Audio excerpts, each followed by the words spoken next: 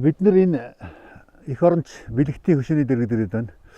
Энэ бэлэгт гэдэг хүн бол Ховд аймгийн Алтай сумын харьяат Хөлийн Цэрэгт туслах багийн морьт бригадын гишүүн ийм хүн байсан юм билээ. Эх оронч ийм хүн байж 40 оны 100 хөхөндөр цонж хаваар байрлаж байсан одоо тэр дээрэмчдийн бүлэг энэ Монголын хил рүү нэвтрээд энэ бугтын наад нутгаар явж баахан мал хуй дээрэмдээд буцаад явсан тухай мэдээг одоогийн Тонгор сумын Алтан соён байгаа Өвчүү гэдэг газар байрлаж ирсэн Хөлийн Цэргийн застав суманд мэдэгдсэн юм бэл.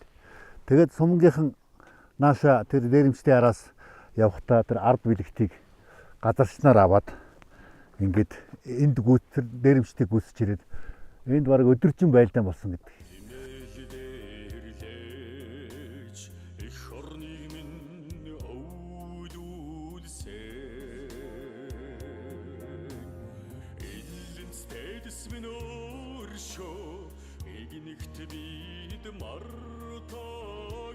Тэгээд тэр бэлэгт тухай бол энэ газар орны байдлыг маш сайн мэддэг. Энэ хаваар нутгалддаг байсан юм хүн.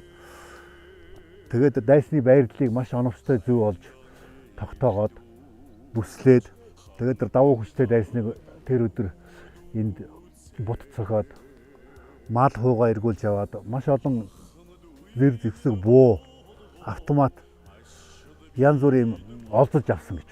Тэгээд яг тэр байлдаанд бэлэгт тухай дайсны сумд өртөж нас орсон. Тэгээд энэ нас орсон газар нь Дулс салын хөшөө босгож Ховд аймгийн Алтай сумын хөдөлмөрчд энэ хөшөөг босгосон юм түүхтэй юм билээ.